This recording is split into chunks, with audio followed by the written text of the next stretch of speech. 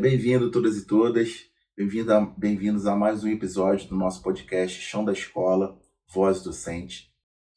Esse podcast ele foi pensado e produzido para os professores que estão no chão da escola. Ele surgiu de uma demanda dos professores, não é? Que durante o meu processo de pesquisas eles pediram que professores da rede, não é, pudessem apresentar formação, porque segundo os professores, os professores eles conhecem a realidade e o chão da escola. E assim está sendo feito. Nosso podcast ele está trazendo professores da rede, não é? Que são professores pesquisadores que estão no PROEF, que é o Programa de Mestrado Profissional, para falar um pouquinho das suas experiências. Hoje nós estamos contando com o professor Pablo. Boa tarde a todos. Obrigado pelo convite, Francisco. Fico muito agradecido de lembrar, né, e poder hoje estar compartilhando com vocês um pouquinho do que a gente tem produzido e estudado ao longo desses 2 anos dentro do PROEF e das vivências que a gente tem dentro do chão da escola, né? Já são praticamente aí 22 anos quase de formado, né? Só no ensino público, trabalhando na rede municipal da Prefeitura do Rio, quase 15 anos. Então, assim, acho que a gente tem um pouquinho de história boa para contar das nossas experiências dentro desse contexto aí. Pablo, fala um pouquinho para a gente do seu tempo de experiência, como é que é, aonde você trabalha, como é que é a localidade, e depois também fala um pouquinho do que, da onde surgiu esse sentimento da produção do seu trabalho, conta um pouquinho para a gente dessa história. Fazendo um resgate, né, de forma breve, minha carreira começa na minha formação na Universidade Federal Rural, né, de 2000 a 2004, né, faço licenciatura plena na Rural, né, onde hoje também curso o programa de mestrado profissional do PROEF, né, chegando próximo à conclusão aí do trabalho, agora no ano de 2026. Após sair da universidade, eu procurei logo ingressar no serviço público, né? Passei para o Estado, trabalhei na SEDUC por um período de 4 anos, de 2008 a 2011, 2012, né? Na verdade, junho de 2011. E, paralelo a isso, já tinha uma matrícula em Rio das Ostras, onde eu já estou até hoje, né? Onde eu continuo lá, na Prefeitura de Rio das Ostras. E em 2011 eu faço uma mudança de matrícula, saio do Estado e venho para a rede do Rio, né? Atualmente eu trabalho numa escola aqui no Rio, que está localizada na 5ª Coordenadoria, né, de Educação, que é a 5ª CRE. A minha escola é situada em Marechal Hermes, né? É uma escola diferente da realidade de outras escolas do município, né? É uma escola que está localizado num bairro muito arborizado, né? E região de quartéis militares. Ela tem um espaço muito amplo. Eu tenho o meu equipamento para as práticas da educação física são muito bons, entendeu? Muito diferente do nosso contexto, né? A gente pega escolas que são cimento e poeira, né? Vamos dizer assim, né?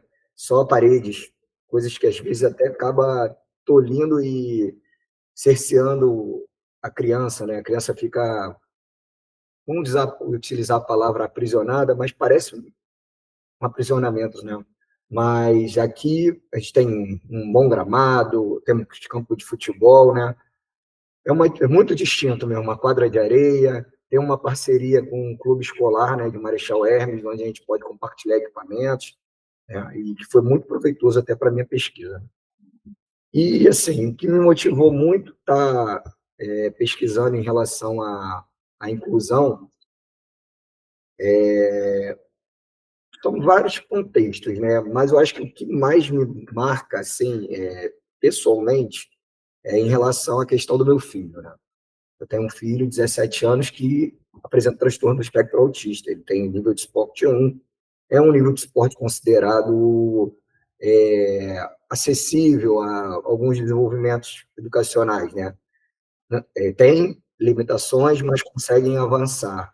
Mas esse deslumbrar, né, de poder proporcionar novas ferramentas para poder auxiliar muitas famílias, como a minha, né?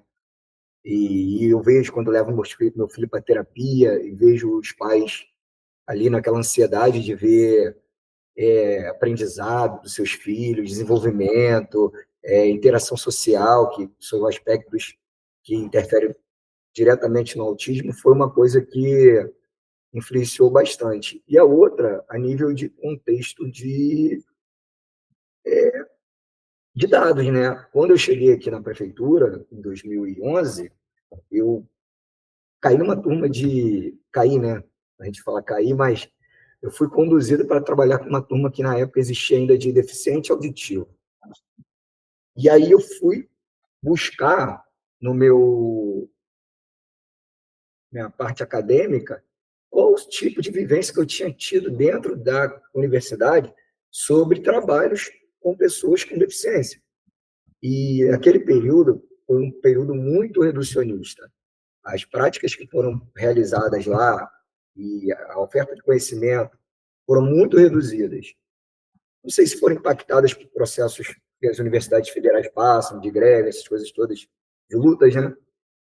Ou até mesmo de sucateamento, que já existia nesse período que eu cursava, mas era algo que ainda era distante da realidade. Tanto que tem uma lacuna muito grande. Eu saí da universidade em 2004, eu acesso a prefeitura em 2011 e me deparo com uma turma de DA. Como é que eu vou fazer?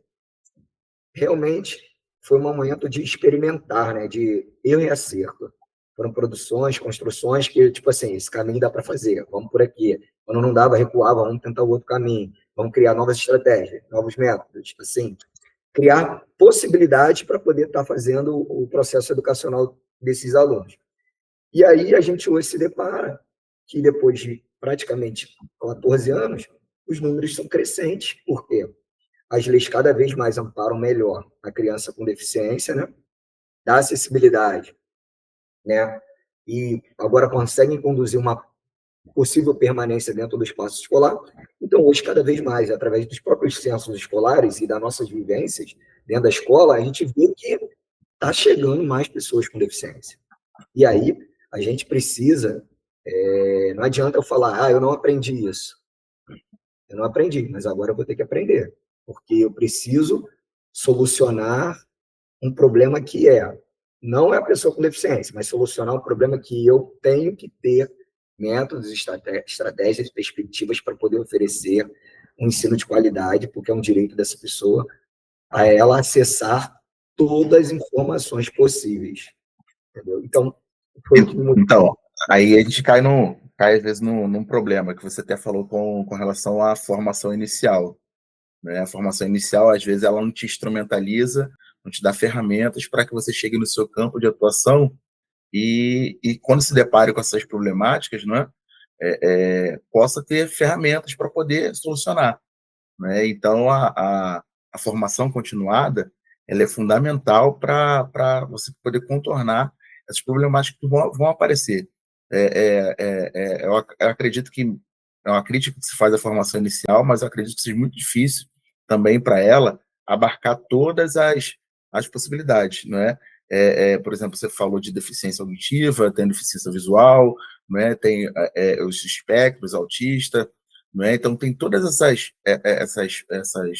problemáticas que, às vezes, a formação inicial ela não vai conseguir te dar esses instrumentos.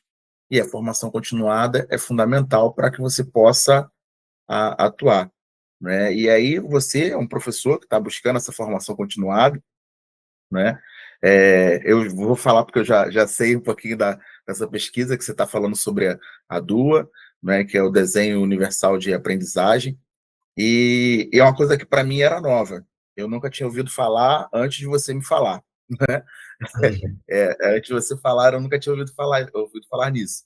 E eu queria e acredito que muitos professores também não conhecem, não é? E é uma possibilidade incrível, que abre portas incríveis. Eu falo isso com os meus alunos do ensino médio, que não são portadores de deficiência, não têm deficiência, mas eu falo com eles sobre esse desenho universal e as possibilidades que ele apresenta para outras pessoas, né? E eles acham muito interessante. E aí eu queria que você explicasse para a gente um pouquinho sobre o que é a DUA. Explica para a gente um pouquinho. É até curioso, Francisco. Vou voltar um pouquinho, uns 2 anos atrás, para também dizer como eu achei o DUA. Com essa ânsia de pesquisa e de tentar solucionar, criar novas estratégias para o espaço escolar, eu me inscrevi numa pós-graduação Lato Sensu em Educação Especial e Inovações Tecnológicas. E aí, nesse curso, que é um curso também, um curso gratuito, oferecido pela CCERJ, em parceria com a Rural. Então, qualquer outro professor, de ano em ano, ele abre as turmas, o professor pode acessar. Não precisa ser só professor de educação física, qualquer área do magistério pode estar acessando. Eu tive acesso ao DUA. E eu achei interessante, porque depois pesquisando, eu fui vendo que o DUA ele estava sendo instrumentalizado e utilizado em várias outras áreas do conhecimento, mas ainda na educação física, não pouquíssimos trabalhos dentro da educação física. Então, o DUA ele consiste no seguinte: a origem do DUA marca na década de 70, nos Estados Unidos. Ele é criado por arquitetos americanos com o objetivo de romper as barreiras urbanas que existem na cidade. Quando a gente pensa em inclusão, a gente tem que ter um olhar além também da questão da deficiência. Hoje, o que a gente mais vive dentro da escola são pessoas com a questão heterogênea latente, né? Crenças, raças, etnias, né? E valores, princípios totalmente distintos. E quando a gente vê isso, né, na escola, a gente vê que também a escola tem muitas barreiras que impossibilitam essa inclusão propriamente dita, de todos esses, esses elementos, essas pessoas que fazem parte da cultura da escola. Então, o DUA surge a partir de rompimento das barreiras urbanas e arquitetônicas por arquitetos, uma CAST, né, eu não vou falar a sigla em inglês, né, começa a desenvolver um estudo para trazer ele para a área de educação. Isso já no final da década de 80, né? Annie Meyer e David Rose, né? Eles começam, junto com o grupo de trabalho deles, de pesquisa, começam a desenvolver princípios relacionados à estratégia do DUA. Que o DUA consiste no quê? Que dentro da diferença entre todos que estão dentro do processo de ensino-aprendizagem, todos têm direito de aprender. Tendo direito de aprender, mas a gente tem que facilitar o acesso ao conhecimento para esse aluno. Permeando as estratégias e os métodos através de 3 princípios. O princípio do engajamento, o princípio da representatividade e o princípio da ação e expressão. Então, dentro desses princípios, o professor estabelece algumas estratégias, alguns recursos que ele possa ofertar aquele conhecimento para a criança e permitir que ela se aproprie, ou da criança, do adolescente, ou do adulto, do idoso, né? No caso, dentro do ambiente escolar, né? Quem está dentro da educação básica, para que ele adquira, que ele se aproprie daquele saber, né?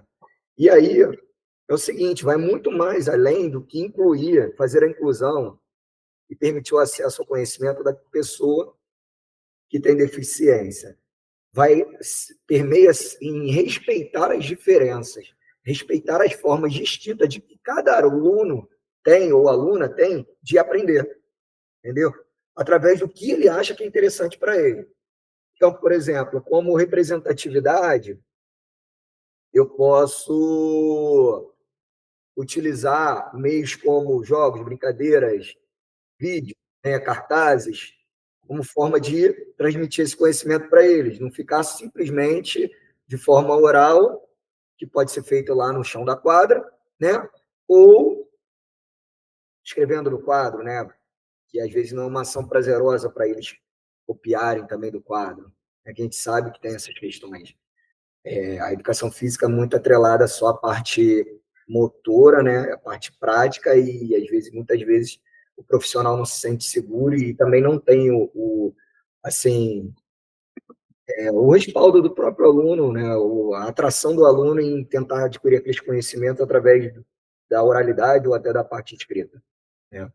Então, você trazer novas possibilidades de representatividade, trazer engajamento, como, por exemplo, você criar projetos com eles, construir jogos, brincadeiras, construir apresentações sobre alguma temática, né, ligadas à cultura corporal de movimento, né? E ação-expressão, você permitir que, principalmente dentro da educação física, a educação física ela vive aquela dicotomia, né, do habilidoso e do não habilidoso. O não habilidoso, ele às vezes se exclui dentro da aula. Ele que se exclui. Ele vai saindo, porque tem toda a questão de exposição e se sentir desconfortável. Como você trai ele em relação à utilização dos princípios do Dua? Você permite para ele que ele transmita o conhecimento que ele adquiriu da forma que ele se sentir mais competente ou mais seguro. Se ele vai descrever algum exercício, alguma modalidade, ele tem várias formas de fazer essa descrição e transmitir esse conhecimento, além do ato motor. Ele pode desenhar, ele pode falar, ele pode pedir para alguém representar ele, dando as devidas sequências didático-pedagógicas para a execução do movimento. Então, assim, o DUA, ele vai muito além de fazer o processo inclusivo. Ele vai na possibilidade de quebrar barreiras na hora do processo de ensino-aprendizagem, entendeu? E aí a gente vai ajustando os caminhos de acordo com o interesse também da turma, do aluno, né? Isso é muito relevante, porque você vai dando protagonismo para eles nas escolhas, na condução do processo, né? Eles são agentes mais, acabam sendo ativos no próprio processo de construção do saber deles, né? O aluno passa a ser o centro do processo, né? Ele não é mais escanteado. Isso é legal, porque a gente, quando pensa em possibilidades inclusivas, tal, a gente só pensa só a pessoa com deficiência, não é? E o DUA, ele é uma coisa mais ampla.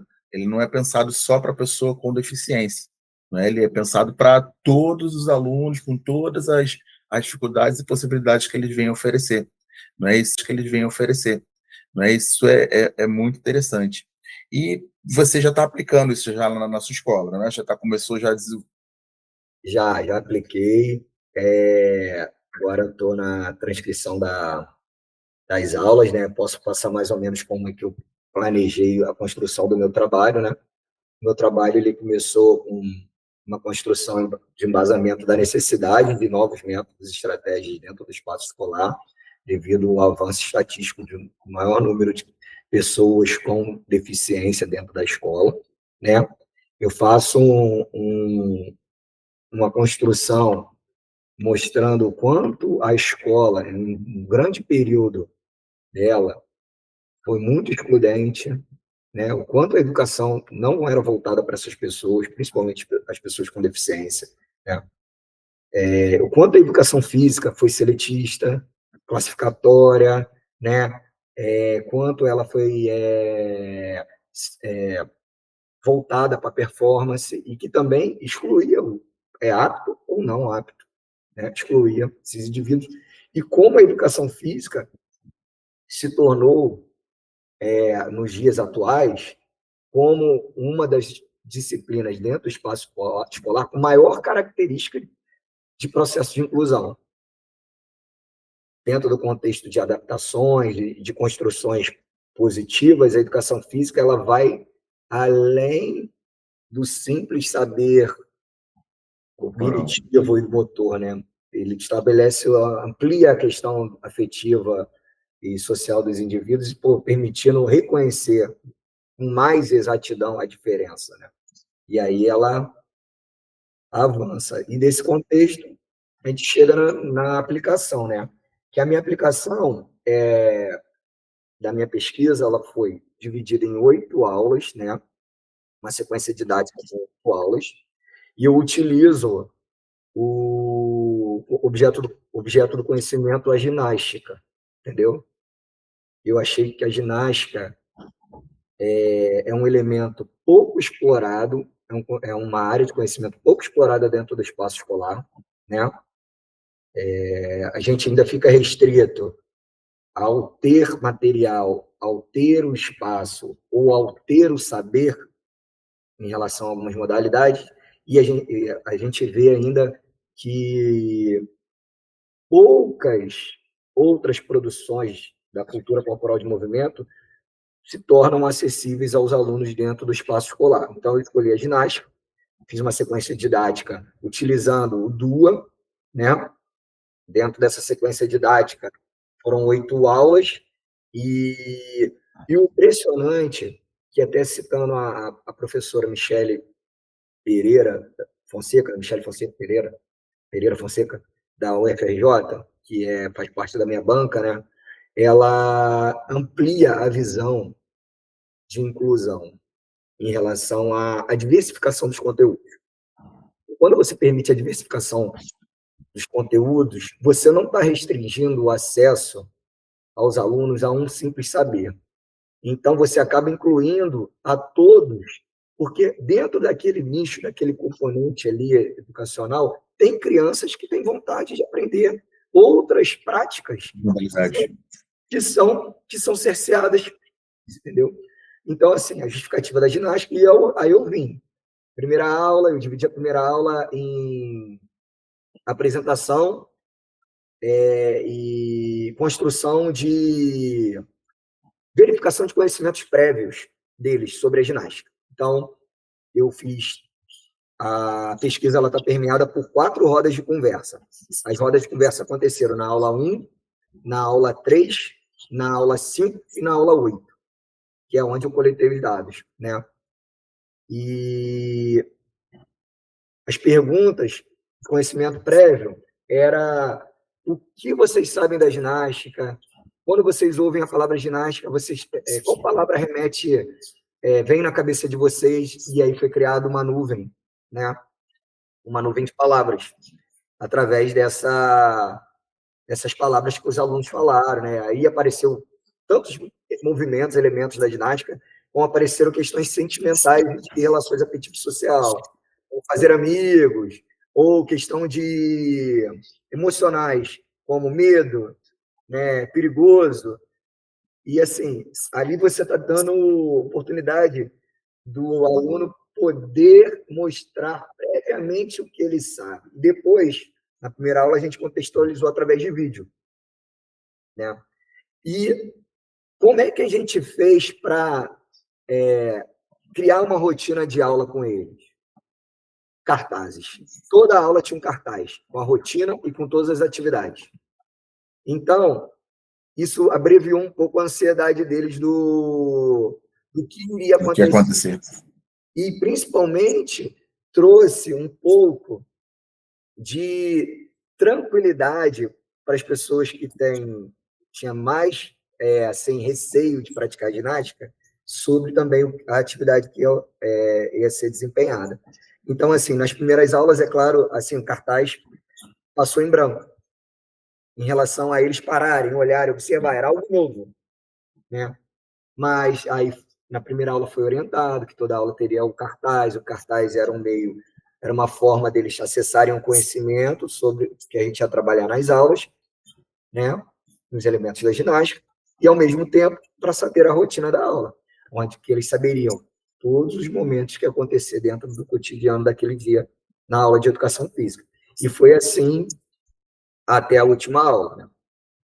E a gente identificou bastante processos muito positivos em relação à prática deles, né? Conseguir deslumbrar protagonismo, criatividade, desenvolvimento de novas ideias, cooperação, segurança, né? E a gente está aí, analisando agora os dados. Então, quando a gente fala da ginástica, não muitos alunos, como você falou, têm medo, e não só os alunos, como até outros professores profissionais têm medo, que falam assim: ele vai virar estrelinha, vai quebrar o pescoço, vai quebrar o braço. E é um trabalho se feito com segurança, com todo o procedimento, é um trabalho que não é tão difícil você implantar, e você consegue trazer o prazer corporal para o aluno. Né? O aluno sai daquele quadrado mágico, né, que normalmente ele está acostumado, e alguns alunos que, às vezes, como você falou no início, não querem participar por não ser muito habilidoso naquela atividade física, naquele saber corporal, mas talvez nesse outro ele tenha maior desenvoltura e consiga se expressar melhor. E dentro disso, sabendo desse medo e tal, qual foi a maior dificuldade que você teve para poder implantar lá essa metodologia lá no colégio? E perguntar, Fundamental 1, não é que você trabalha, né? Qual turma que você fez? Ah, tá, vamos lá. Foi uma turma do 5º ano, né? No caso, Fundamental 1. Cara, as dificuldades em relação à escola é um organismo vivo, né, cara?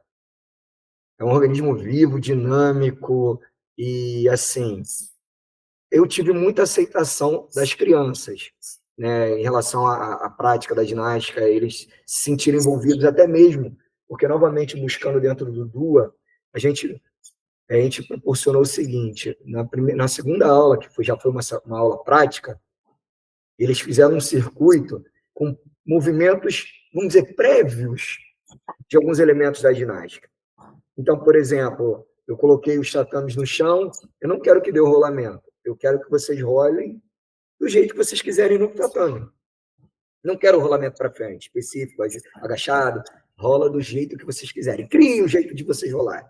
E isso foi trazendo uma coisa que foi dando segurança para eles.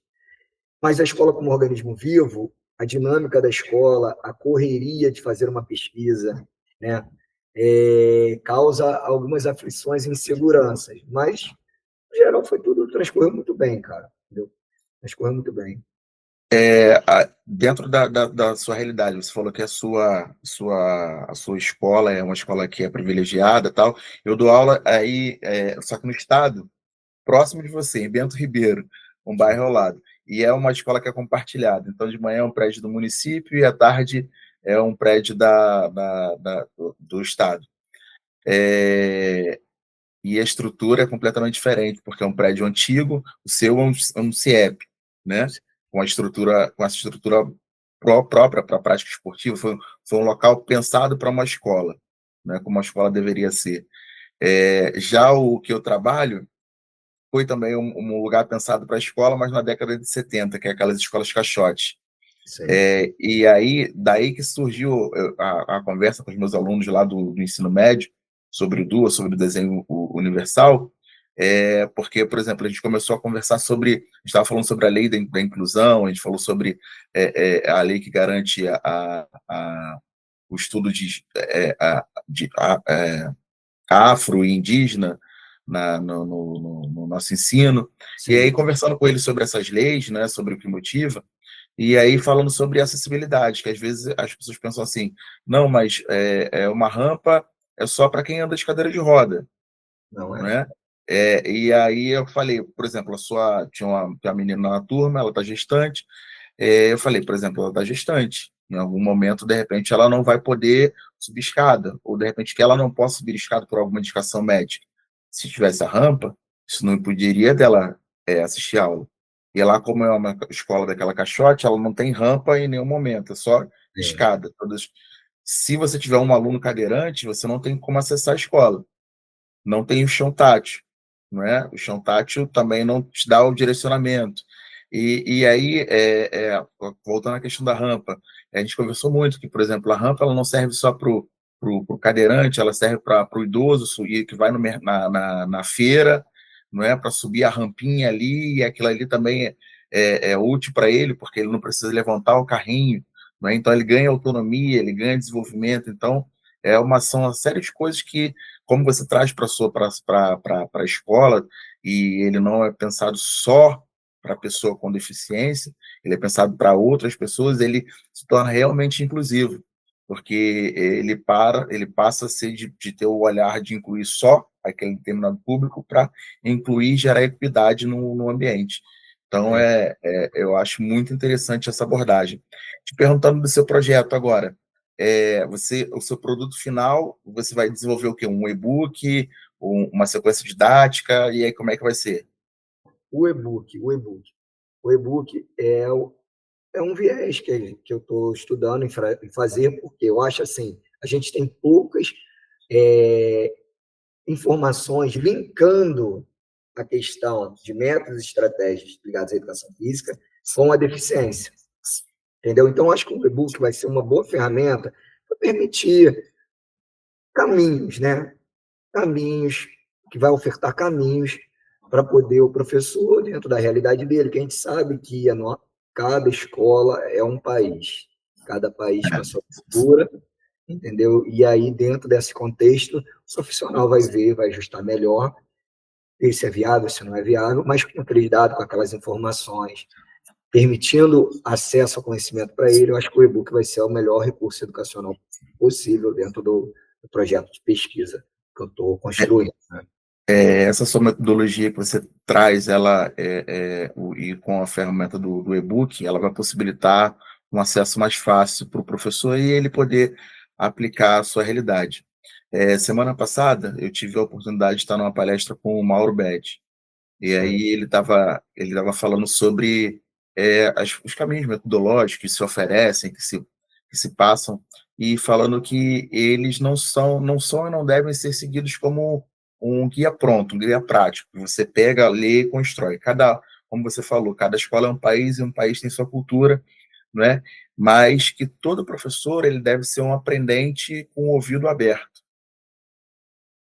disponível a ouvir e analisar aquela possibilidade para poder construir alguma coisa para a sua realidade, não é? E essa sua metodologia, e assim como outras que estão sendo construídas dentro do ProF, que são professores que estão no chão da escola, não é? São metodologias que são aplicadas naquela realidade escolar, mas que podem ser ampliadas. Essa metodologia que você traz vem dos Estados Unidos, e lá já é aplicada acredito que em várias escolas, né? Sim. Então, aqui mesmo na sua escola tem uma realidade, na minha tem uma outra realidade, mas é possível, né? E para isso eu tenho que estar aberto a analisar essa metodologia, e o e-book é um caminho, porque eu consigo analisar, ó, isso eu não consigo fazer, porque não tem essa estrutura, não tem essa possibilidade, mas dá para eu adaptar, dá para eu mudar, e aí construir esse pensamento inclusivo, não é? Que é o mais importante, esse pensamento de gerar equidade na escola. Quando a gente fala em saber, né, praticamente nós profissionais de educação física, dentro das nossas construções pedagógicas e diárias, a gente vai, mesmo segundo até o próprio Tardif, vai criando nossa casca de saberes experienciais, né, cara? E quando a gente tem acessos a outros saberes, a gente pode aglutinar e fazer as transformações devidas para o nosso contexto, para a nossa realidade. Então, assim, é muito importante a gente falar em continuar aprendendo, continuar buscando conhecimento e até mesmo ofertando conhecimento através das nossas experiências, porque a gente permite, eu acho assim, algo além da formação inicial e da formação continuada. Eu acho que tem que ser a formação permanente do educador, entendeu? Essa formação permanente que É, você fala, isso me lembra até, eu estou te acompanhando nas redes sociais, aí eu sei que você está fazendo essa formação continuada com outros professores também da sim, rede, não é? sim. Isso remete até ao que está escrito no nosso documento, no documento da rede. Ele está escrito e diz que a formação ela deve ser passada como uma onda, não é? Onde um recebe e vai continuando. Fala um pouquinho dessa experiência de como é que foi essa formação que você proporcionou lá foi no clube escolar, não foi? No clube escolar aqui de Marechal Hermes, né, o professor Diogo, que é o coordenador, né, tem a diretora Cristina, o coordenador Diogo, ele me convidou para fazer uma palestra com os professores, né. O clube escolar, ele trata das oficinas esportivas, né, e culturais fora da realidade escolar, né? São oficinas com aspectos lúdicos, mas formativos, através daquelas modalidades e daquelas manifestações culturais, esportivas ou artísticas. E assim, foi muito interessante, porque eles apresentaram bastante receptividade, eles apresentaram falta de conhecimento até em relação a mudanças legais, acessibilidade, em relação ao acesso às novas leis, como a própria lei brasileira de inclusão, que muitas pessoas desconhecem. Eu passei por um problema aqui na escola ontem, que é até bastante relevante falar, né? A gente está vivendo um movimento eleitoral aqui na escola e uma pessoa, não sei qual foi o intuito, chegou para uma mãe de um aluno com deficiência e falou que se o fulano de tal ganhasse, que ele ia acabar com a classe especial. Então, você vê que esse profissional, que é um cara estudado, que trabalha diretamente na formação de crianças, e ele, às vezes, ainda não tem acesso a algumas áreas, algumas mudanças legais ou avanços legais, e imagina essa mãe, entendeu? Então, assim, quando eu falei que eles apresentaram alguns desconhecimentos em relação a essas leis, verídico, porque realmente eles não sabiam muito pouco da construção da LBI, sabiam da LDB, claro, mas a LDB é de 96, então ao lastro. Já passou muita coisa. Sabe dos aspectos legais que existem dentro da Constituição, mas não sabiam propriamente alguns caracteres que existem na Lei Brasileira de Inclusão. Então, assim, ser multiplicador está sendo muito... Como é que eu vou dizer, cara? Revigorante. Revigora a gente, sabe por quê? Porque a gente vê o que a gente está produzindo e o que a gente está construindo, e o que a gente está transformando e trazendo para a sua realidade de conhecimento, que você também pode proporcionar avanços para os outros, né? Então, assim, ser multiplicador, acho que é um elemento essencial e não precisa estar vinculado a um mestrado profissional, ou um curso lato sensu, ou alguma outra formação. Eu acho que a gente tem que multiplicar mais as nossas experiências, entendeu? Eu acho que assim, a gente tem que ser mais acolhedor, agora falando como professor de educação física, quando chega um professor novo na escola, porque a aula que a gente, quando dava há 20 anos atrás, que é o meu tempo já de formado, não é a mesma aula que eu dou hoje, entendeu? Então, quando a gente faz esse acolhimento e passa a ser multiplicador além de um processo sistematizado, é muito válido. E quando é sistematizado, melhor ainda, porque as pessoas estão propriamente ali para escutar você e quando você sente que você é acolhido, pô, é uma satisfação muito grande. É maravilhoso. Pablo, nosso bate-papo aqui está muito bom. Eu gostaria de te agradecer a sua participação. Mas eu sei que você tem muitos afazeres, ainda nem conseguiu chegar em casa, está ainda na escola. Espero quando o seu e-book esteja pronto, você possa me mandar esse link que eu vou disponibilizar aqui. No episódio passado, nós conversamos com a professora Camila e ela disponibilizou o link do e-book que ela produziu, e aí também fica disponível na descrição do vídeo. Não é? E aí, quando o seu também estiver pronto, ele vai estar aqui para a gente também multiplicar esse conhecimento.